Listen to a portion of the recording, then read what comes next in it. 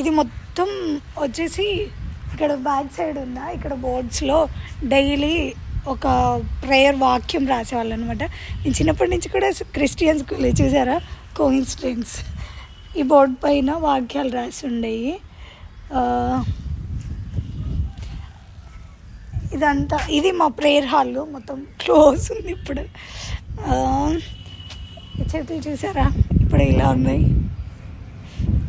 ఇదంతా అంటే ఎలా ఉండేదంటే మీకు చూపిస్తాను. నేను చెప్పాను కదా రాళ్ళతో కట్టి పెద్ద పెద్ద రాళ్ళు ఆ కోటలు కట్టినట్టు ఉండేవి అనేసి. ఇదిగో చూడండి, ఇది మొత్తం రీమోడలింగ్ చేశారనమాట. ఇలా ఈ రాళ్ళతోటి మొత్తం కోటలాగా ఉండేదన్నమాట మేము చదివినప్పుడు.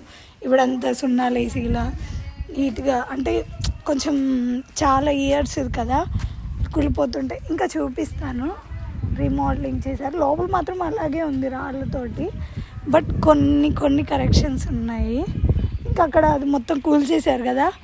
ఇక్కడ మా 7th క్లాస్ రూము అవి ఉండేవి. అదంతా చెట్లు ఉన్నాయి కదా, అక్కడ చెట్లు మొత్తం పెరిగి ఉన్నాయి కదా, అదంతా గ్రౌండే, ఆడుకోవడానికి ఫుల్ ప్లేస్. చాలా గేమ్స్ ఆడేవాళ్ళము, వాలీబాల్, చాలా యాక్టివిటీస్ చెప్పేవాళ్ళు అనమాట. ఇక్కడ బోర్డు కనిపిస్తుంది కదా, మీకు జూమ్ చేసి చూపిస్తాను. అక్కడ ఇట్లా క్వార్టర్స్ లాగా కనిపిస్తుంది కదా, మొత్తం అదంతా టీచర్స్ ఉండేవాళ్ళు అనమాట. అంటే లాంగ్ డిస్టెన్స్లో ఉన్న టీచర్స్కి కొంతమందికి అవి అలొకేట్ చేశారు. కొంతమంది ఫ్యామిలీస్తో ఉంటారు, ఇక్కడ ఉండడానికి కుదరదు కదా, వాళ్ళు అవుట్ సైడ్ రెంటల్కి అలా ఉండేవాళ్ళు. కొంతమంది అయితే ట్రైన్కి వచ్చేవాళ్ళు, అంటే అప్ అండ్ డౌన్ చేసేవాళ్ళు. అక్కడ లాస్ట్లో చిన్న కనిపిస్తుంది కదా దాని వెనకాల, మీకు ఎక్కడ అంటే అదిగోండి, ఇటు నుంచి వెళ్తే అక్కడ మొత్తం లాస్ట్లో అక్కడ కనిపిస్తుంది కదా ఆ హాస్టల్. ఇందాక చెప్పాను కదా హెచ్ఓడి రూము, అక్కడ హెచ్ఓడి కాదు కాలేజ్లో కదా మా ఫ్రెండ్స్ చదివేస్తే ఉన్నా మర్చిపోయినట్టు చూడు. మా హెచ్ఎం ఉండేవాళ్ళు అక్కడ. ఇప్పుడు ఇలా అయిపోయింది.